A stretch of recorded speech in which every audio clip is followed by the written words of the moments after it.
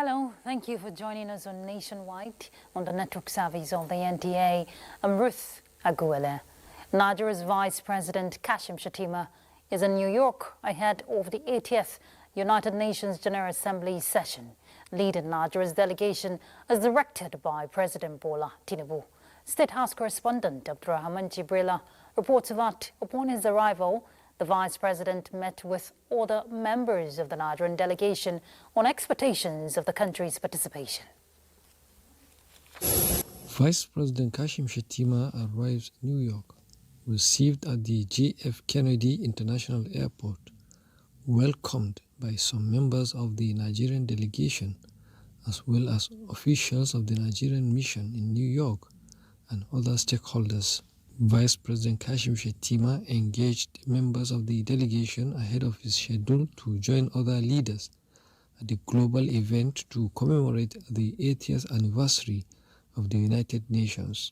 He would also deliver Nigeria's national statement on behalf of President Bola Tinubu and attend a special event on climate for heads of state and government to be hosted by the United Nations Secretary General. The topical issues that will clearly come up. So we've reiterated Nigeria's position, the conflicts in the Middle East, in Gaza, Israel, Palestine. There's the issue of Eastern Congo. There is the conflict in Sudan. The Vice President will be meeting with the Prime Minister of Sudan.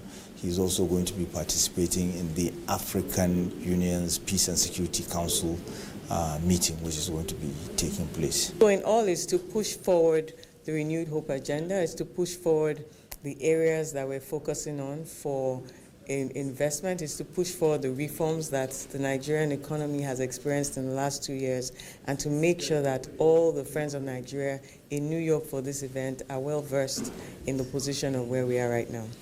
And of course, we look at areas of strength, and of course, knowing fully that Nigeria is one of the leading economies in Africa, and of course, we know some of the very important reforms that were established at the beginning of our government in Nigeria that have really opened up a lot of opportunities, and of course, we believe this very important UN General Assembly will certainly further reposition Nigeria as one of the destinations for people to come invest in our own country. Vice President Shettima is also slated to attend the high-level roundtable of the global champions on adequate and affordable housing to be hosted by the President of Kenya on September 24th and attend other bilateral meetings and events.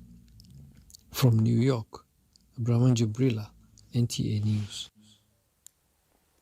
The federal government has activated an economic empowerment program of more than 10 million women to achieve its $1 trillion economy.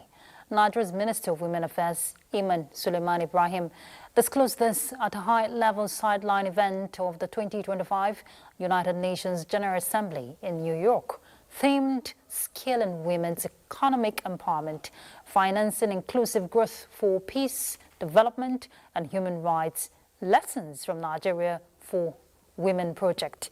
Now,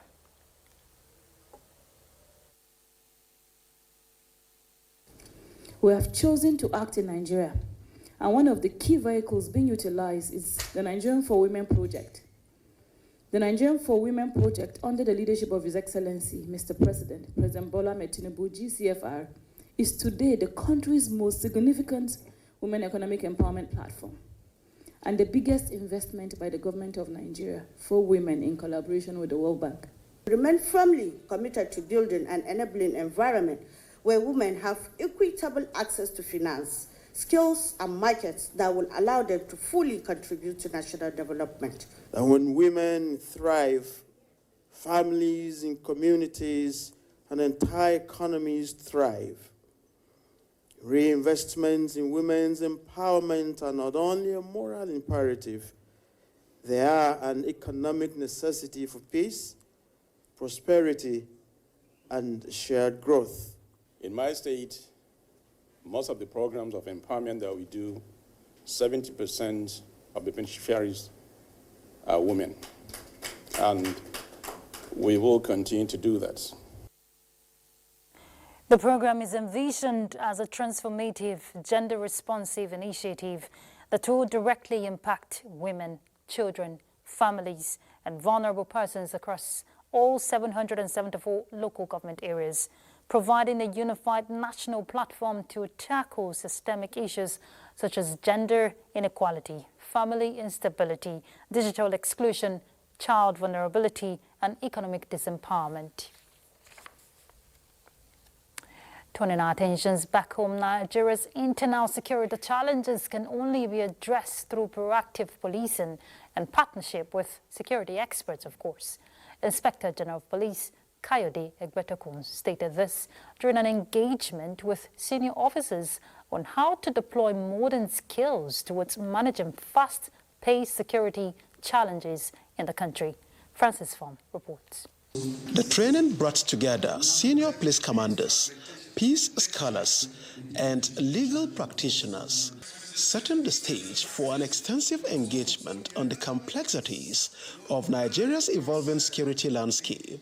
By supporting the top leadership of the Nigerian police force, we reaffirm our belief that effective policing is not solely about enforcement, it is about foresight, collaboration, and the courage to lead with purpose. A lot is being done by all that are in charge of this country's governance to mitigate the impact of avoidable conflict.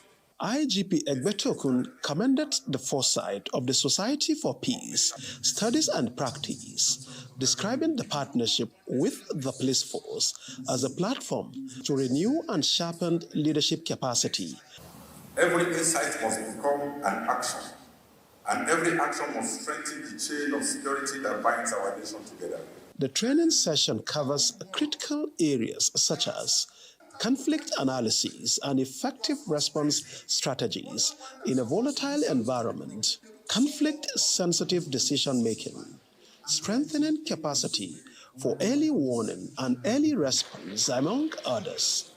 Francis Fong, NTA News. And as the country continues to bear the burden of increasing incidents of femicide, the Force Pathologist Office of the Nigeria Police Force has come up with empirical data to inform policymakers on preventing violence against women and girls. The information was presented at a one-day symposium in Lagos State. Musa Toliet reports. Every time a female gender is attacked and killed, the wheel of justice is activated and prosecution of perpetrator is imminent. Yet, the absence of reliable data on femicide rates in Nigeria highlights the challenge faced by security agents and civil society groups to predict and nip impending femicide in the bud. To address this data gap, the Force Pathologist Office of the Nigeria Police embarked on a 5-year retrospective analysis from 2020 to 2024 on Lagos State's femicide burden using the statistical framework developed by the United Nations Office on Drug and Crime and UN Women. This study brief will serve as a valuable template and essential resources for understanding and combating femicide in Lagos State and Nigeria at large. Key findings showed that a total of 1,666 unnatural deaths involving males and females were reported to the State Criminal Investigation Department of the police during the study period. Intelligence gathering and data analysis, we need all that to be able to actually do our job appropriately, maintain law and order, protect lives and property. The data is expected to boost criminal justice system in Lagos State. This kind of data will also help us to appreciate the reasons for the killing of women in all these heinous crimes. Stakeholders react to the findings presented by the Nigeria Police Pathologist Office. The body language of the police is that they take crimes against, they take violence against women and girls seriously. So this is a very welcoming development that we hope will lead to better legislation on femicide. The Nigeria Police say the data gathered will support evidence-based policy making, enhance accountability, and strengthen efforts to prevent femicide and gender-based violence across the country. We have been able to categorize out of the 350 female deaths, as 70 were femicides. And we've been able to actually also do what we call disaggregated variables of, that means the pattern of this femicide. Femicide is not something to be disregarded at all. We have trained the minds of our officers and equally their operational modalities to ensure that once before it occurs, we prevent them, because this dovetail from domestic violence before it leads into what is called a femicide. There was a consensus for government agencies, civil society organizations, and research institutions to work together to gather and maintain up-to-date statistics on gender-related killings. In Lagos, Musa Tolia, NTA News. Hundreds of Nigerian women representing the 36 states and the Federal Capital Territory converged on Abuja in a united call for increased women's participation in governance. National Assembly correspondent Amina Saidu reports. Yes, Nigeria women! The event began with a gathering at the Mariam Babangida National Center for Women Development, where various women's groups, activists, professionals and grassroots leaders assembled in solidarity with the agenda. From there, the women embarked on a peaceful procession through some major streets in Abuja, making their way to Transcorp Hilton. Their mission is to submit a memorandum to the National Assembly leadership, strongly endorsing the special seats reserved for women bill, which seeks to secure a constitutional quota for women in both legislative chambers. We are here to engage in a foundational act of nation building, the collective reimaging, reshaping of the supreme law of our land, the Constitution of the Federal Republic of Nigeria. We are asking that an extra 37 women are voted into Senate. It should be placed there. Women who are in political parties should compete for that seat. It's women-only seat. And then 37 positions be reserved for the House of Representatives for women only to contest it. And also within the state houses of assembly, for women to have every House of Assembly will have extra 3 seats for women, which they will contest and win. It's not about dashing them. The reserved seat bills that we are talking about will ensure that we close the gender gap in the political landscape of Nigeria. Advocates say the bill is a critical step towards correcting the gender imbalance in Nigerian politics. Amina Saidu, NTA News. A disturbing trend of jungle justice and mob attacks on suspected criminals has emerged in the Federal Capital Territory, sparking concerns about the breakdown of law and order. Without recourse to due process, individuals are taking matters into their own hands, posing a significant challenge to security. Let's hear from Tessie Omiri. The nation's capital, Abuja, has recently witnessed a disturbing resurgence in acts of jungle justice, a system where suspected criminals are brutally attacked or killed by mobs without recourse to the law. Somebody might be innocent, and at the end of the day, before they will discover the truth, the person must have been burnt to death or killed. When you do jungle justice without proper investigation and a background check-up, you can mistakenly kill somebody. Some attribute the act to flaws in the justice system. They caution that no one should take the law into their own hands. I tell you, jungle justice is prevalent in our society because sometimes you can never get justice. The police will make effort to arrest and also prosecute. When they get to the courts, the judges will discharge those people with minimum fines, sometimes without even fines. And those who have reported this matter to the police sometimes become victims.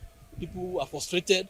So if maybe somebody is accused, they will feel to lead the anger on the person instead of the patient to wait for the law to take its course. Despite the police prompt response to crime and security measures in the FCT, the rising spate of insecurity is becoming alarming. The police commitment need to be commended. However, we need more plainclothes police officers, other security outfits, undercover officers to to be in vulnerable areas to prevent these crimes. Now, FCT residents are, however, commending the police and other security agencies for prompt response in cases of kidnappings and jungle justice. They, however, appeal for measures to be put in place so that such crimes can be prevented from happening. In Abuja, Tessie Omeri, NTA News. All right, let's rejoin Tessie, but this time around live, to give us more insight into the spate of jungle justice and the FCT. Tessie, if you can hear me, a horrible sight, not pleasant if you've witnessed that before, and I'm sure you have. Tell us more based on your report of saying what security agencies like the police is doing, to curb this trend. Thank you, Ruth. Recently, FCT has witnessed a series of cases of jungle justice. You will recall the Mabushi incident, which happened as a result of harassment by tout, which led to the death of 2 people. And then just last week at Adebola Adetokunbo Crescent, a woman just parked to receive a phone call. The next thing, she was attacked. And these assailants were almost killed. If not for the rescue of the police in Wuse Division, they would have been killed. It would have been another case of jungle justice gone bad. But they are in the trauma center of National Hospital receiving treatment at the moment. These cases are becoming rampant, and people are saying it's as a result of delay in justice system or probably as a result of transfer of aggression. And when you look at kidnapping in the FCT, for a while now, we would say that it has relaxed. But recently, there's this rising spate in kidnapping. For instance, within 2 weeks, like 5 cases were recorded in Kobe, Paduma, Asokoro area, and then Karunyanya. In all of these incidences, I must say that the response has been prompt. But the thing is, what we need is prevention. Because whenever they're on ground, they eliminate such assailants. For instance, the one that happened in Kobe last week, the assailants used 2 victims, female, to escape. Unfortunately, 2 members of Vigilante who were helping the police lost their lives. This particular group came back within just 3 days to still do the same thing. Luckily, I would say the police neutralized these 3 assailants. So I would say that the police response is quite prompt, but then the crime is still on the rise. Indeed, Tessie, and it's quite unfortunate, especially when you see this happen to persons, especially if you're at a scene where this is happening. But how can people, collaborate with the force to ensure that this prompt response is sustained? Because sometimes it is at the last minute when the deed has been done before they show up. Yes, that's what we'll say. Prevention is always better than cure. The police can actually collaborate with members of the public, because there is this adage that says for a stranger, to gain access into a community, he needs a member of that community, which means that if the police collaborates effectively with members of the community, they can share intelligence and at the right time. If that intelligence is not shared at the right time, it will lead to the case of medicine after death. So the best option is to prevent such crimes from happening. And there are so many indices you can look at. For instance, employment of your domestic servant should be properly profiled. Those are the kind of people that these assailants use to gain access to their victims. And then sometimes your personal security is paramount. If the police and members of the community work hand in hand, they will help curtail this crime. And of course, FCT will be a safe place. But on a general assessment, the police response, like I said earlier, has been prompt. So far, so good. Thank you so much, Tessie, for that prompt response from you. Thank you, and stay safe out there. Thank you, Tessie. Thank you, Ruth. All right, still on security business, troops of the Joint Task Force Operation Wellstruck have rescued a kidnapped victim and recovered arms following a successful operation against armed bandits in Katsina Ala local government area of Benue State. A statement issued by the acting media information officer, Lieutenant Ahmed Zubairu, disclosed that the troops engaged the criminals in a gun battle, forcing them to flee and abandon their victim, a 43-year-old man, Mr. Teriyima Torbi, who was rescued unhurt.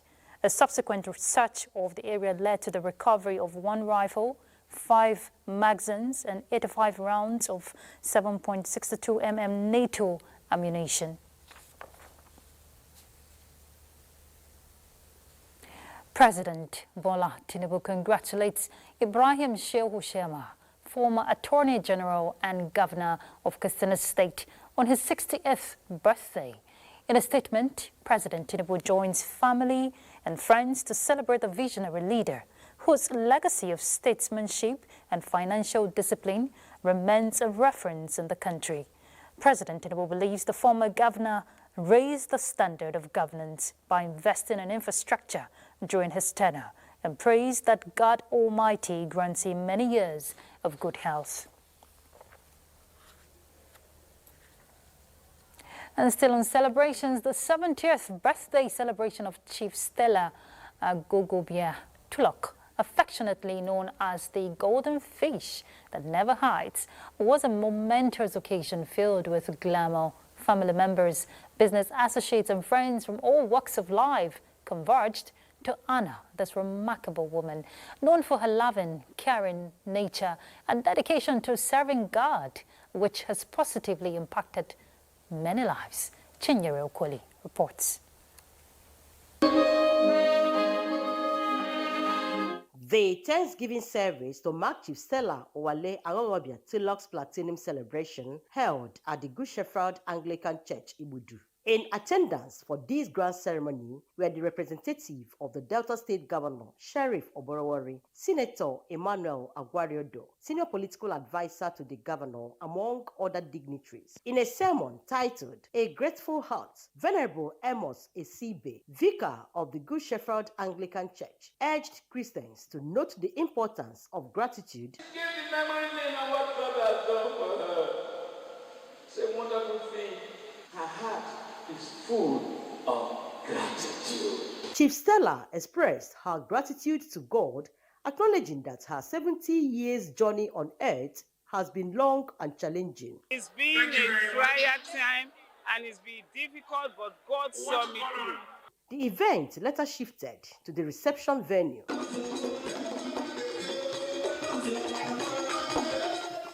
The grace of God is upon her. I wish her more birthday, more years of happiness. We know that God will continue to bless you. You should continue to impact positively on the lives of people.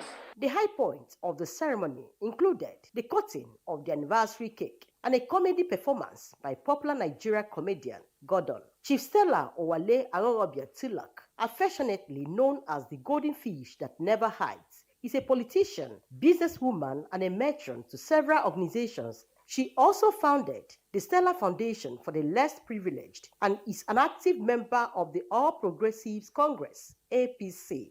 In Warri, Chinyere Okoli, NTA News. As the shift towards promoting cleaner environment and reducing dependence on fossil fuels, consumption continues to make waves. And one of Africa's leading manufacturers of electric mobility, Spiral, has introduced its latest brands of products, Econ M3 and Alpha Plus, environmentally friendly motorbikes into the Nigerian market, targeted to satisfy riders. Diana Ajali reports.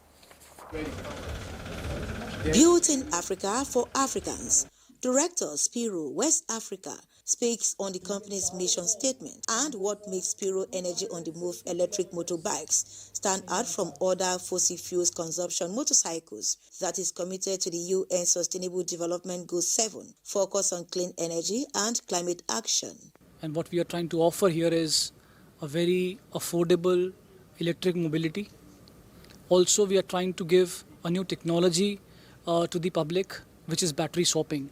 On the economic side of it, you save approximately 35 to 40% on the fuel pricing. The maintenance again constitutes approximately 40% saving on the daily usage. We are also leading and supporting the cleaner environment campaign as such for the country. Our bikes are zero pollutant. With battery swapping solutions and fast charging stations available at different locations, making it a convenient option for riders, Spiro electric motorbikes also comes with technological unique features, including crate track, speed limit, terrain sustainability, and mid-drive. When the battery gets to a percentage, it's only for you to look at your mobile app, check the nearest swap station, and ride to that swap station. By that, you are able to get to swap and get a new battery without being stranded on the way. For Spiro EV bike, there will not be need for you to change oil regularly. There will not be need for you to change filter regularly. There will not be need for you to change spark plug regularly, and there will not need for you to, work on the engine. With the company's headquarters in Nairobi, Kenya, Spiro Electric brand of products is currently present in 8 African countries, including Nigeria, Togo, Benin Republic, Rwanda, and Uganda. In Lagos, Diana Ajale, NTA News.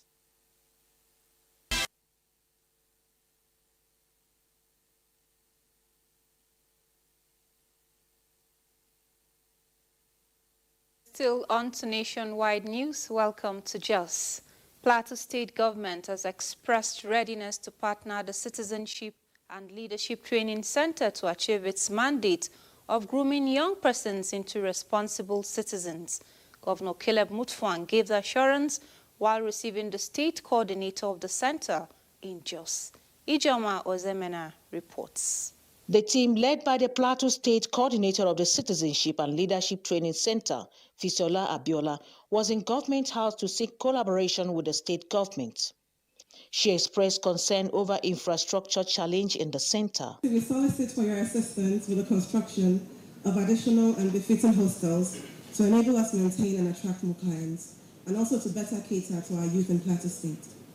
Presently, we can only accommodate between 500 to 600 participants at a time, which is a challenge when we have participants that are more than the above stated figure. Governor Caleb Mutfwang says the mandate of the center remains critical in the lives of young persons who will take over the mantle of leadership. The governor assured the coordinator that he will give the center all the needed assistance. We will also impress it on your parent ministry on the need to look after the center more. We are about to go into the seasons of budgeting now. I will try to see the Minister of Youth myself and make sure that there is more provision for the center. In Jos, Ijoma Ozemena, NTA News. Plateau State Livestock Productivity and Resilience Support Project is training farmers and state actors on how to effectively monitor and evaluate survey activities using technology that will improve the livestock sector.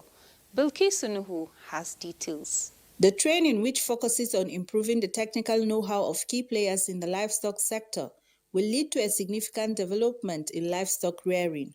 Being an extension officer of the LPRES, my desire is that I will learn more so that it will help me to carry out my function. At the end of the day, we hope to achieve good report writing and then technological surveys as to help the farmers in taking surveys for their livestock. The training will assist program implementing unit as well as state-level offices to maintain and evaluate data from the fields, improve the value chain, and help in formulating policies in the sector. This training purposely is to train and build capacity in terms of measuring the adoption of technology, which this project is bringing. And we have targeted key people that are training are the divisional animal health officers and the divisional livestock officer that work with the State Ministry of Agriculture. Facilitators are optimistic that participants will be better equipped to carry out their service with the deployment of modern technological tools. We expect that these participants will be able to, on their own, with the manuals and the tools we are given, they should be able to, on their own, design a survey and conduct it digitally. We're also training them on digital tools. The training will cover survey and methodology, productivity, measurement and analysis, technology adoption and diffusion, amongst others. In Jos, Bilkisu Nuhu, NTA News. And that's all from this end. Ruth is still standing by in our Abuja studio for the continuation of Nationwide. Thank you very much, Mary. In commemoration of the International Day of Peace, peace builders and security personnel are joining forces to spread the message of peace and unity. Search for Common Ground, a non-governmental organization in collaboration with the Nigerian Security and Civil Defense Corps, staged a peace walk to mark the day in Abuja, stressing the need for collective approach to addressing security challenges. The International Day of Peace offers an opportunity to remind citizens that peace is not just the absence of violence, but the presence of justice, dialogue, and mutual respect. Peace is the first place in the heart of everyone, but now how we work together to go to that peace is now the challenge. And this is what we are trying to do, to help people to really find solutions to this conflict, thinking about collaboration instead of thinking about violence to solve these problems. There is nowhere in the world where you don't have conflicts, but it depends on how we handle it. So rather than engage in confrontation, I think it's best we engage in mediation. It's also for us to let the people know that it is time for us to appreciate our unity in diversity, and of course it is necessary to imbibe it yourself. The symbolic walk was designed to raise awareness on the need for harmony, tolerance, and collective action in building a safer Nigeria. And still on the International Day of Peace, the Congress for Sustainable Development of Nigeria, a non-governmental organization aimed at promoting the achievement of sustainable development goals, calls on Nigerians to embrace peaceful means of resolving disputes. With the theme, Act Now for a Peaceful World, the International Day of Peace is a day set aside every 21st September to promote peace, occasioned by temporary ceasefire in combat zones for humanitarian aid access. In observing the day, the NGO says the only way for government to deliver dividends of democracy to the citizens and achieve the sustainable development goals by 2030 is when citizens collaborate with security agencies by providing information to help overcome the security challenges. Citizens must embrace tolerance, unity, and dialogue. We must refuse to let divisions and violence define us as people. Effort has been made by the Nigerian government, and the security agencies are putting all their best to ensure that things are going well, but we have to look at the root cause of Nigerian problem, which has to do with poverty as is aligned with SDG.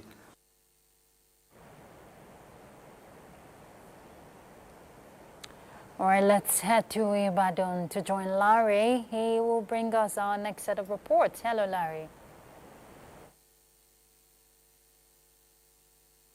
And welcome to Ibadan. Oyo State is leading the trail in the stride to connecting businesses of over 1 billion people in Africa for the benefits of the state and Nigeria.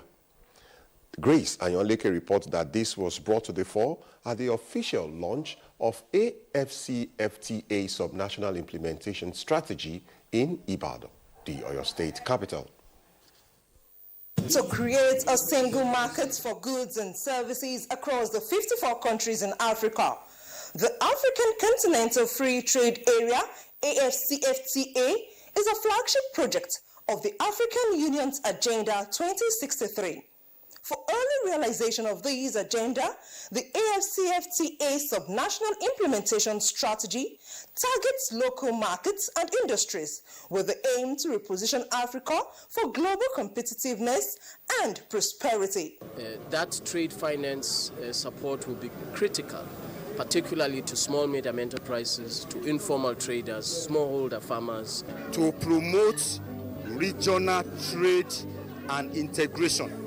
Obviously, NTA will key in. As Africa converges on Ibadan, it is a historic event in the Pace-setter state, as Oyo State becomes the first of 591 subnationals in Africa to launch the AFCFTA implementation strategy. We must leverage on trade and investment, but also develop a value chain that will bring the revenues that is needed to build our country. This strategy will improve the export readiness of our small and medium enterprises that create even more opportunities. By pioneering the subnational implementation strategy, the statement made by the Oyo State government is a readiness to compete, collaborate, and thrive in the new African marketplace while leading a hub for trade, investment, and innovation across the continent. In Ibadan, Grace Ayonleke, NTA News. The Oni of Ife Obainiton Ogunwusi has called for peace and unity among traditional rulers in Yoruba land in the interest of more development and oneness. Oba Ogunwusi made this call when he paid a historic visit to the Olubadan designate, Oba Rashidi Ladoja, at his Bodija residence in Ibadan, Oyo State. Ayomiku Ajibola was there and now reports. The historic meeting of the two foremost Yoruba monarchs drew a large turnout of members of the Olubadan Council, high chiefs, magajis, representative of the Central Council of Ibadan Idigin, CCII, political figures, women groups, among others. Describing Oba Ladoja as a father for all, the Oni of Ife, Oba Adeyayo Ogunwusi, noted that his accession to the throne of the Olubadan represents a turning point for Yoruba traditional leadership. The Reverend Monarch, who reminded the gathering that Ibadan has a rich and sacred history within the Yoruba civilization, revealed that some of his royal predecessors once sojourned in the ancient city of Ibadan and called for a united front among Yoruba monarchs. Unity is very key. We must rally around unity around him, and that's why I'm here to see the Yoruba designate. Oba Ladoja, while praising the Oni for his consistent show of solidarity, especially during political and personal trials, described him as a rare figure who placed loyalty and tradition above politics and personal ego. He urged Yoruba monarchs to focus on strengthening the cultural value and institution that unites them rather than those that divide, noting that the people look up to traditional rulers not just for leadership, but for inspiration and protection. Oba Rashidi Adewolu Ladoja is said to be crowned as the 44th Olubadan of Ibadan land on Friday, September 26, succeeding Oba Owolabi Olakuleyin, the 43rd Olubadan, who passed on July 17, 2025 at the age of 90. In Ibadan, Ayomiku Ajibola, NTA News. And those are the trending reports from Ibadan. At this hour, Nationwide continues in Abuja studio, where Ruth is standing by.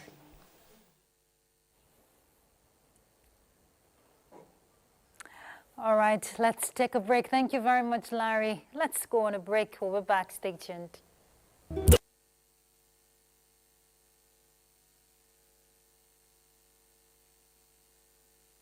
In Sokoto. The Independent National Electoral Commission has cautioned eligible Nigerians taking part in the continuous voter registration against multiple underage registration, describing such act as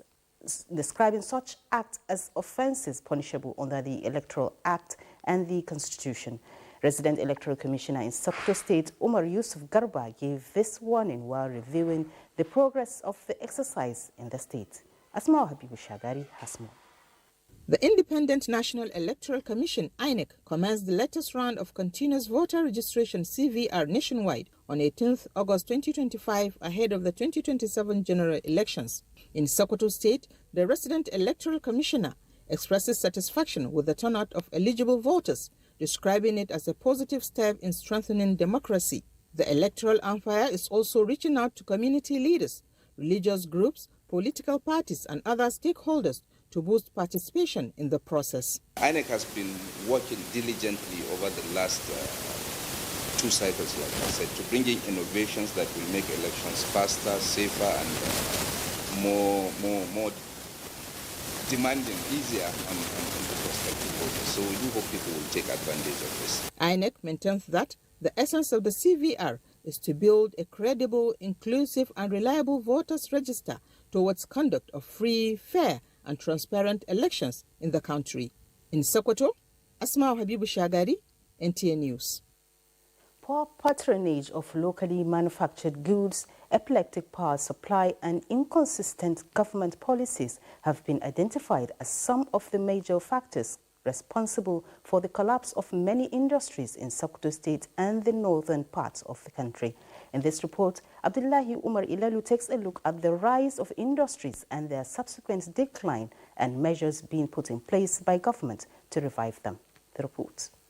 In the late 70s and 80s, Sokoto State stood tall as a hub of industrial development, from ceramic industries, hide and skin processing, leather works, block making, to the Volkswagen and Pajau assembly plants. These industries once promised prosperity and jobs for the people. But over time, many of these industries failed to see the light of the day. Poor patronage of locally manufactured goods, fluctuations in the exchange rate of the dollar, weak management structures, family ventures, and inconsistent government policies all combined as factors giving rise to the proliferation of modern industries in Sokoto State. Some proprietors of industries are calling on government to invest heavily in the industrial sector, introduce holiday tax incentive for entrepreneurs, and give more support to small and medium enterprises. We are producing the capacity of 2,800 metric ton per day. As per the commitment of the Nigeria government that we are taking the local people, that means my local staff from the Sokoto, KB, Kano.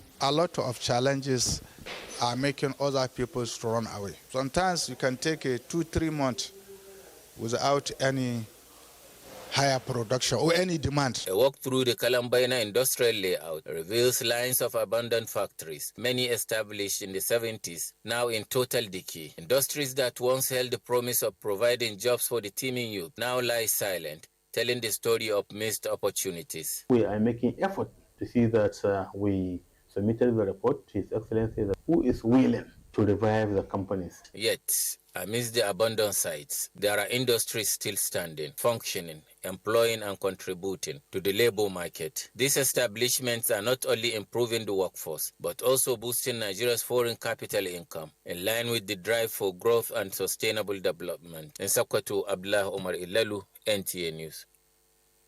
Other news update from Sokoto. Ruth is now back to you. Many thanks, Sadia. As the federal government implements the national policy on skills development to create skilled and innovative citizens, in some states, well, we hear they're keen into this policy to provide sources of livelihoods for the teeming youths. Clement Barrique reports. Akwa Ibom State's approach to skills development is multifaceted, driven by government-led initiatives and partnerships with organizations. Across the state, more youths are developing interest in acquiring one skill or the other through various programs made available to them, with focus on practical, vocational, and digital training to enhance their employability and foster entrepreneurship within the state. Key policy directions of the Akwa Ibom State government include direct youth empowerment. We have smallholder farmers being supported across different value chains. We have largeholder farmers also being supported. We have equipment support, which His Excellency has done greatly. Respondents are optimistic that this shift to skills development and entrepreneurship among the youth could significantly transform the state's economic landscape, leading to more jobs, less dependency, and improved incomes. I need to start somewhere, at least business, daily money come to your pocket. I appreciate this gift. I thank God for making me to be the owner of sewing machine today. Use help me a lot I will use it to improve my life. I will use it to at least start a little business. While governments at the federal and state levels have provided the needed startup support, the youth are now left with the option of either remaining in the labor market in search of white-collar jobs or embrace the various entrepreneurship programs and be masters of their own businesses. Clement Barikui, NTA News. All right, let's join Clement Barrique. He has more to tell us on how youths are taking advantage of these entrepreneurial skills there in the state. Clement?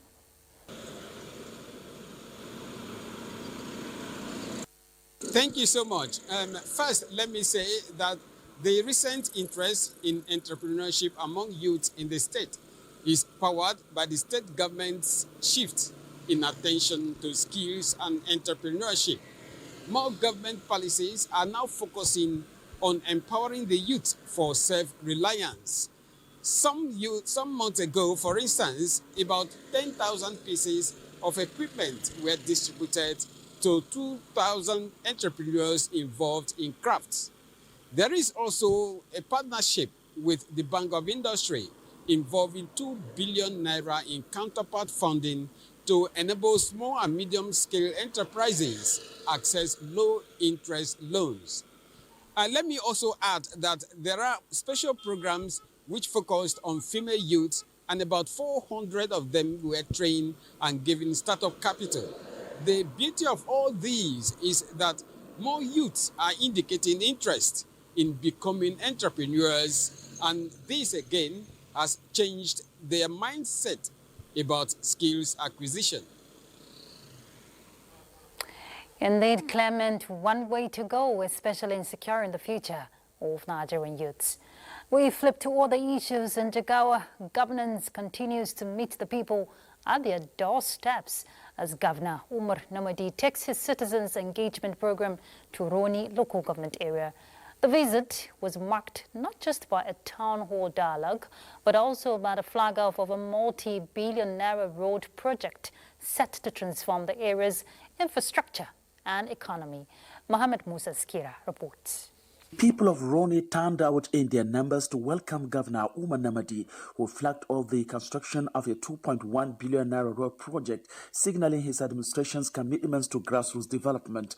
During the town hall meeting, top government officials and political representatives outlined their achievements across sectors in the area. In a show of gratitude, Governor Umar Namadi received symbolic gifts from the people, who commended his inclusive style of leadership. Responding, the governor thanked the people of Roni for their unflinching support to his government and the ruling All Progressives Congress. The NEC have decided that there is need for the federal government to look at the possibility of liberalizing the regime. Chants of 4+4 filled the air as APC leaders in the state passed a vote of confidence on President Bola Ahmed Tinubu and Governor Umar Namadi, assuring citizens of continuity beyond 2027.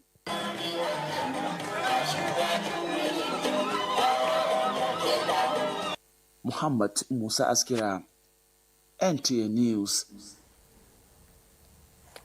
All right, we're done with Nationwide. Thank you for your company. Do have a lovely evening. I'm Ruth Aguela.